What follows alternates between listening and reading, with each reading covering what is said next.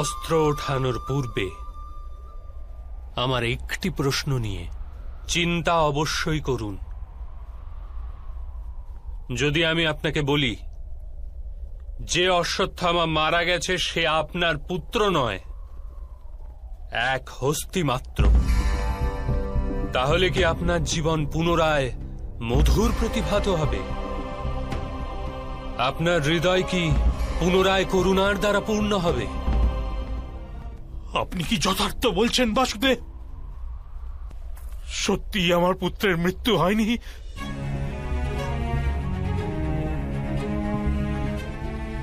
যদি আজ আপনার পুত্রের মৃত্যু না হয় তবে কাল হবে।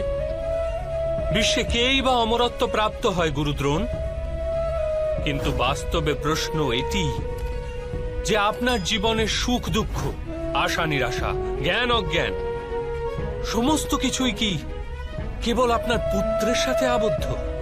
আপনার জীবনের কি অন্য কোনো মূল্য নেই? আপনার জীবনের সমস্ত শক্তি, সমস্ত জ্ঞান কেবল আপনার পুত্রের জন্য?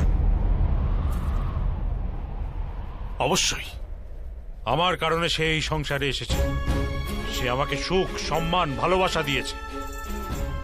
আমার জীবনে তার চেয়ে বেশি গুরুত্বপূর্ণ কেউ নেই।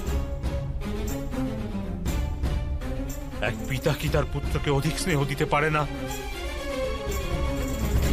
তাহলে বিচার করুন গুরুদ্রোণ, যে পুত্রের প্রতি আপনার এত অধিক ভালোবাসা, তাকে বাস্তবে আপনি কি দিয়েছেন? সম্পত্তি দিয়েছি, সুখ দিয়েছি, রাজ্য দিয়েছি। সংস্কার দিয়েছেন, বিদ্যা দিয়েছেন, ধর্মের জ্ঞান দিয়েছেন গুরুদেব।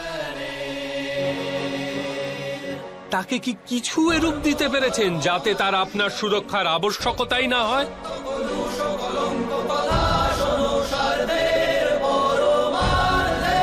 আমি স্বীকার করছি, সবাই অর্জুন তথা অঙ্গরাজ কর্ণের ন্যায় মহান যোদ্ধা হতে পারেন না, কিন্তু আপনি নিজের পুত্রকে উচিত সিদ্ধান্ত নেওয়ার শিক্ষা তো দিতেই পারতেন। যদি আপনি এহেন কার্য করতেন তবে আজ আপনার পুত্র ধর্মের শত্রু হতো না, আর আপনাকেও অধর্মের পক্ষে থেকে যুদ্ধ করতে হতো না।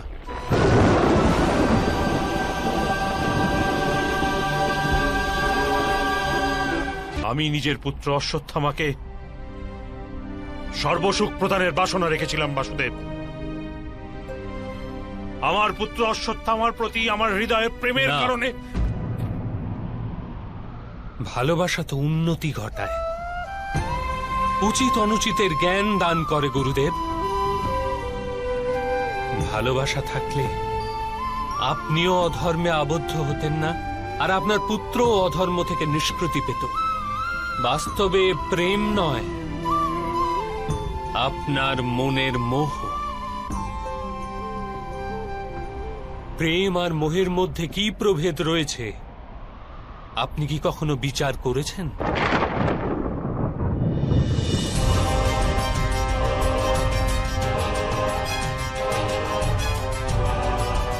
ভালোবাসা থেকেই তো মোহের জন্ম বাসুদেব।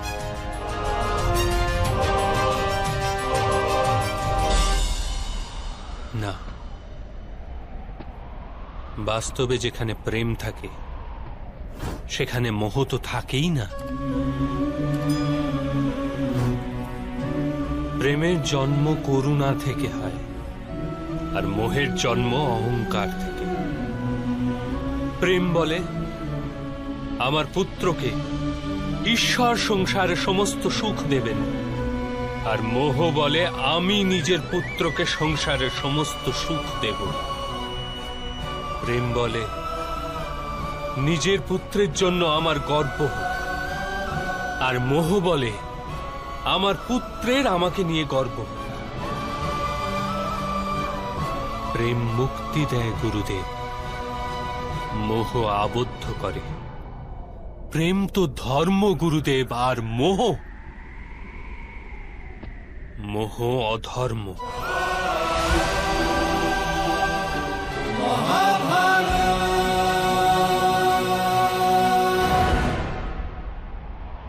আপনি নিজের পুত্রকে আটার ঘোল পান করতে দেখে নিজের সাধনা ভঙ্গ করেছিলেন।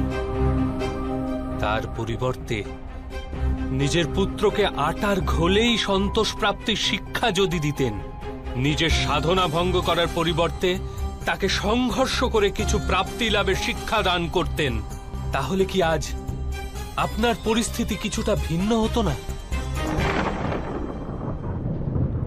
নিজের পুত্রের ভবিষ্যৎ উজ্জ্বল করার প্রয়াসে আপনি তার চরিত্রকে উজ্জ্বল করতে ভুলেই গেছেন।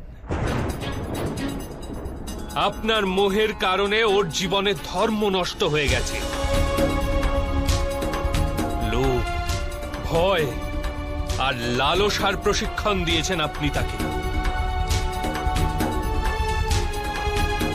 আর স্বয়ং সেই মোহের কারণেই বাস্তবে আপনি গুরু তো কখনো হতেই পারেননি,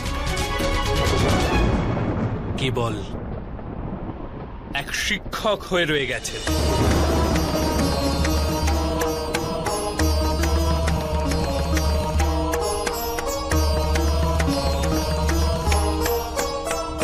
এরূপ কেন বলছেন বাসুদেব? আমি তো নিজের সমগ্র জীবনে নিজের সমস্ত শিষ্যকে সম্পূর্ণ নিষ্ঠার সাথে উত্তম করে তোলার প্রচেষ্টা করেছি। গুরু সে হয় যে বিদ্যাকে দান করে থাকে, বিদ্যার ব্যবসা করে না। এই কারণে গুরু নিজের শিষ্যের কাছে দক্ষিণার আশা করেন, মূল্যের নয়। কিন্তু আপনি নিজের অমূল্য জ্ঞানের মূল্য নির্ধারণ করেছেন।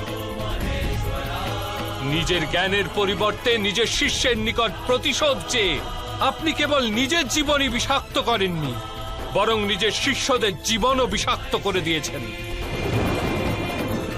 আর এই সমস্ত নিজের মোহ ও অহংকারের বশে করেছেন।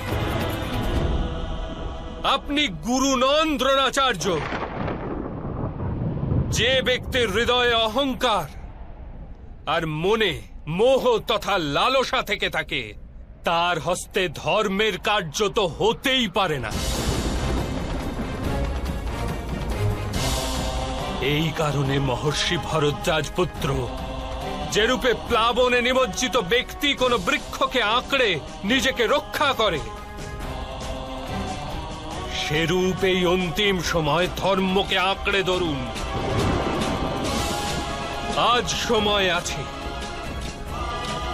উচিত সিদ্ধান্ত গ্রহণে। মোহ পরিত্যাগ করুন। আমি এই মুহূর্তে আপনার প্রাণ নিতে পারি, কিন্তু আমার ইচ্ছা আপনি জীবনে একটি উচিত সিদ্ধান্ত স্বয়ং নিন।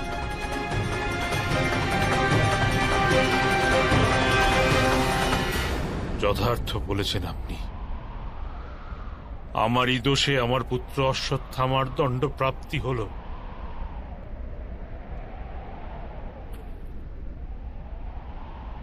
এখন সময় উপস্থিত, আমারও দণ্ড প্রাপ্তি হোক।